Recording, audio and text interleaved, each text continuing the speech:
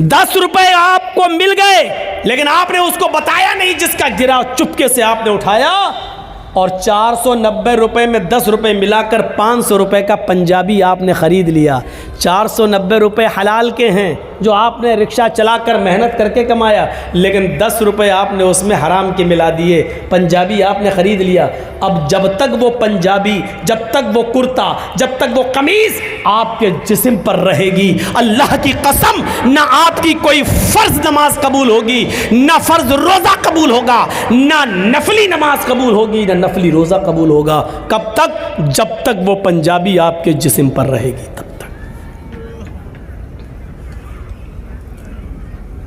अब सोचिएगा, 490 हलाल के हैं, 10 ही उसमें मिलाए थे हमने, तो वो कमीज हमारे लिए हराम हो गई।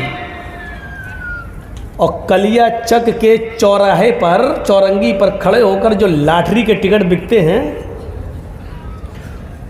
वो एक टिकट खरीद लीजिए और अचानक धूल में लाठी लग जाए और 1 लाख, 2 लाख, 5 लाख, 10 लाख रुपए आपको मिल जाएं। जब 490 हलाल के रुपए में 10 रुपए मिला रहे हैं तो सब हराम, तो 1-2 लाख रुपए प्योर सूद के जो आपको मिल रहे हैं बगैर मेहनत के, वो आपके लिए हलाल कहां से हो गए। और एक मामले में आपका सुल्तानगंज भी बदनाम है, कलिया चक भी बदनाम है, मौजमपुर भी बदनाम है, लखीपुर भी बदनाम है, और इस इलाके के अक्सर गांव बदनाम है, चाहे वो बस्टम नगर हो या 16 माइल, सब बदनाम है। क्या है? IPL में सट्टा लगाना। और अभी शुरू होने वाले हैं IPL मैच, एक एक बॉल पे सट्टा लगता है, एक एक बॉल पर। ये इतने विकेट ले लेगा, नहीं लिया तो इतना मेरा, ले लिया तो उतना तेरा, ये टीम जीतेगी। एक एक बॉल पर सट्टा लगता है कि दूसरे नंबर पर बॉल जो जाएगी उसमें छक्का लगेगा, उसमें चौवा लगेगा। ये हमारे अंदर ये चीजें आ कहां से गई?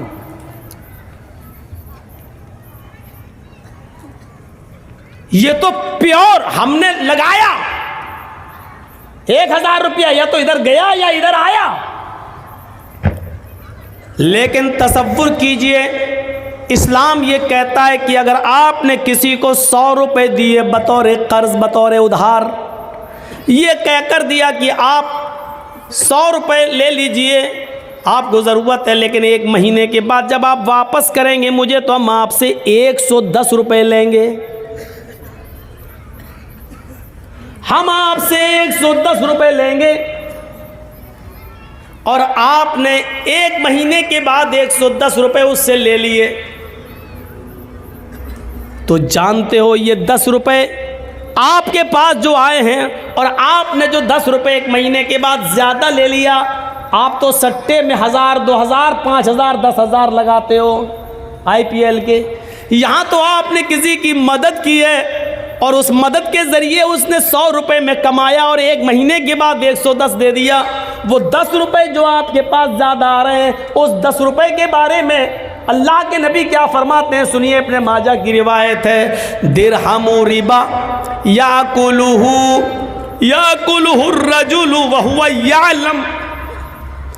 सूद का और ब्याज का 1 दिरहम खाना, हम तो 10 रुपए ज़्यादा बता दिए, 1 रुपया भी सूद और ब्याज का खाना। अब सही आया मैं।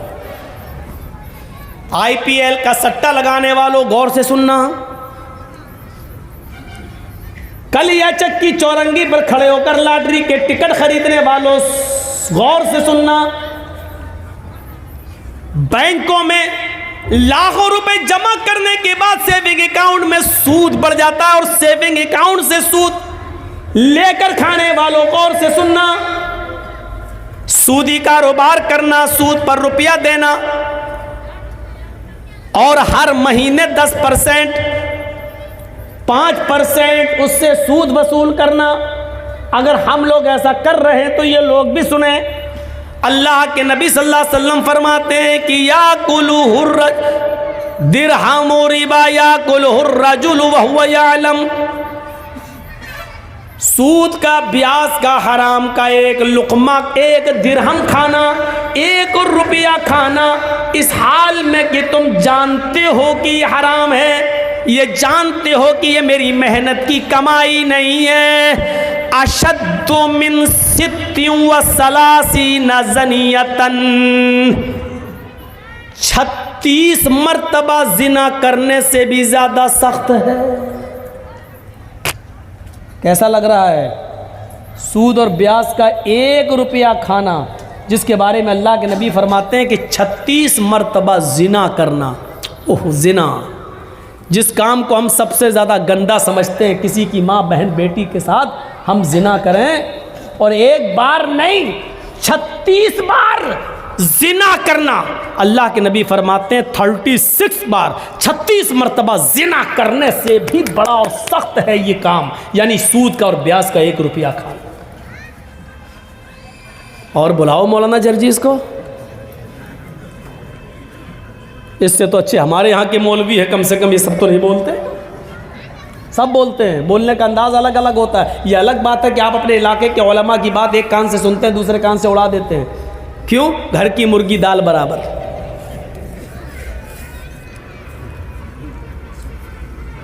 सित्तिन व सलासीना ज़नियतन, 36 बार। रूह कांप जाएगी, रूह। कहां हैं हम? एक हदीस के अंदर तो यहां तक अल्लाह के नबी सल्लल्लाहु अलैहि वसल्लम ने फरमाया, अर्रिबा इस्नान व सबऊन बाबन, ऐसरुहा अय्यन के हर रजुलु उम्महू। सूद के, ब्याज के, हराम माल खाने के 72 दरवाजे हैं। इस्नान 2, सबऊन 70, 70 और 2 कितने हो गए? 72। अल्लाह के नबी क्या कहते हैं? और रिबा इस्नान व सबऊन बाबन, सूद के और ब्याज खाने के 72 गेट हैं, 72 दरवाजे हैं, 72 गेट्स।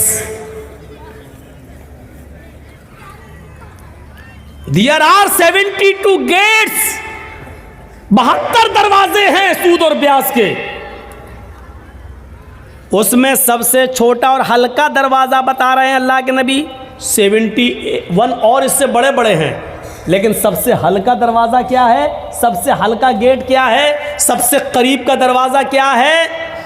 ऐसरुहा अय्यन के हर रजुल उम्महू, सबसे करीब दरवाज़ा सूद और ब्याज का 72 दरवाज़ों में यह है कि एक आदमी अपनी सगी माँ के साथ निकाह कर ले।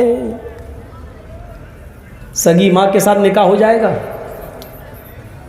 मौलाना जर्जीस साहब एक लड़के का निकाह पढ़ा रहे हैं, लड़का अपनी माँ के साथ निकाह कर रहा है। जर्जीस साहब 1,00,000 मरतबा भी पढ़ें, या अय्युहल्लज़ीना आमनू तक़ुल्लाह हक़्क़ तुक़ातिही वला तमूतुन्ना इल्ला व अंतुम मुस्लिमून, या अय्युहन्नासु इत्तक़ू रब्बकुमुल्लज़ी ख़लक़कुम मिन नफ़्सिन वाहिदा व ख़लक़ मिन्हा ज़ौजहा व बस्स मिन्हुमा रिजालन कसीरन व निसाअ। 1,00,000 मरतबा भी कुरान की आयतें पढ़ जाएं, लेकिन इसके बावजूद वो निकाह नहीं होगा, क्योंकि माँ लड़के पर हलाल नहीं हो सकती है। अब वो सोच रहा है कि मेरा निकाह हो गया, और रात में वो अपनी माँ के साथ हम बिस्तरी करता है, मिलता है, ये सोच कर कि मेरा तो निकाह हुआ माँ के साथ। तो क्या निकाह और निकाह के कलमात पढ़ने के बावजूद, ये कुरान की आयतें पढ़ने के बावजूद, क्या उसकी माँ उसके लिए जायज़ हो जाएगी? नहीं। अगर वो हम बिस्तरी करता है तो ये ज़िना ही माना जाएगा और हरामकारी मानी जाएगी। तो अल्लाह के नबी कहते हैं कि 1,00,000 बार कुरान पढ़कर निकाह पढ़ा देने के बावजूद माँ हराम ही रहेगी। ऐसरुहा अय्यन के हर रजुल उम्महू, कि माँ के साथ कोई आदमी निकाह करे लेकिन वो निकाह के बावजूद भी हरामकारी करता है। इसी तरीके से सूद और ब्याज के माल पर चाहे कितनी दुआएं पढ़ के खाओ, बिस्मिल्लाह, तो बिस्मिल्लाह कहने से हलाल नहीं हो जाएगा। सूद और ब्याज बिल्कुल सूअर के गोश्त की तरह होता है। आप लाख कहिए बिस्मिल्लाह अल्लाहू अकबर, लेकिन सूअर हलाल नहीं होगा। कुत्ता हलाल नहीं होगा। सूद और ब्याज की रकम पर कितने ही दुआएं पढ़ डालो, हलाल नहीं होगा। माँ के साथ निकाह करते वक्त कितनी आयतें पढ़ डालो, लेकिन माँ लड़के पर हलाल नहीं होगी। इतनी क्लियर बात हो गई।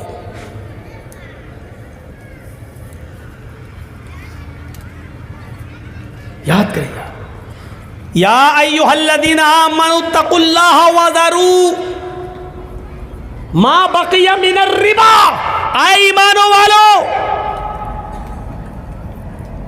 जो तुमने माल दिया है असल लागत पर और जो बढ़ गया है उस बढ़े हुए माल को छोड़ दो। वज़रू मा बक़िया मिनर रिबा, अल्लाह से डरो और बढ़ा हुआ माल हर हाल में छोड़ दो, हर हाल में छोड़ दो। उसको किसी भी कीमत पर मत लो, ये कुरान कह रहा है, उसको किसी भी कीमत पर मत लो।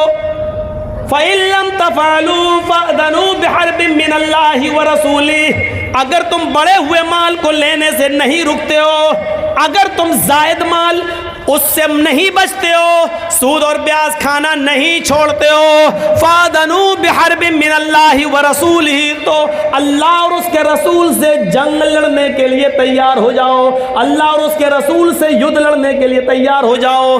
दुनिया में किसने अपनी माँ का इतना दूध पिया है जो अल्लाह से लड़ सके और उसके रसूल से लड़ सके? दुनिया में ऐसा कौन सा माँ का बेटा है जिसने अपनी माँ का इतना दूध पिया है कि वो अल्लाह रब्बुल आलमीन से जंग कर सके और जीत जाए, अल्लाह रब्बुल आलमीन का मुकाबला कर ले? मेरे प्यारे साथियों, तसव्वुर करो, फ़अज़नू बिहर्बिन मिनल्लाहि व रसूलिही, ये अल्लाह फरमा रहा है, कुरान की आयत है कि सूद खाने वालों, जायद माल खाने से बच जाओ, उसको छोड़ दो, किसी भी कीमत पर उसको अपने ऊपर इस्तेमाल मत करो।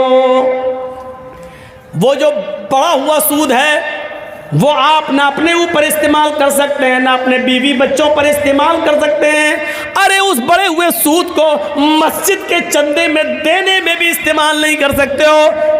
अगर कोई ये कहे कि दे दो, हम मस्जिद की लैट्रीन बना लेंगे, तो बड़ा हुआ सूद मस्जिद के पेशाब खाने और इस्तंजा खाने और लैट्रीन बनाने के भी काम में नहीं आ सकता है। आप बड़े हुए सूद को मस्जिद के लैट्रीन और पेशाब और पायखाने के काम में भी इस्तेमाल नहीं कर सकते हैं, उस चीज़ में भी नहीं लगा सकते हैं। उस बड़े हुए सूद को आप अगर बैंक से लेते हैं तो जेल के आम कैदियों को जेल से छुड़ाने के लिए आप इस्तेमाल कर सकते हैं, आम शाहराह पर खर्च कर सकते हैं। जैसे कोई रोड है ख़राब है, उस पर हिंदू मुसलमान सिख ईसाई सब गुजरता है, उससे सबको फ़ायदा होता है, ऐसी जगह पर आप इस्तेमाल कर सकते हैं। लेकिन जो सिर्फ मुसलमान जिससे फ़ायदा उठाएं वहाँ आप इस्तेमाल नहीं कर सकते हैं। अब आप गौर कीजिए, मस्जिद की लैट्रीन और पेशाब और पायखाना तक अगर उस पैसे से नहीं बन सकता और जायज़ नहीं है, वो माल आप अपनी औलाद को और अपनी बीवी को और अपने बच्चों को खिलाते हो, शर्म आनी चाहिए हमें और आपको।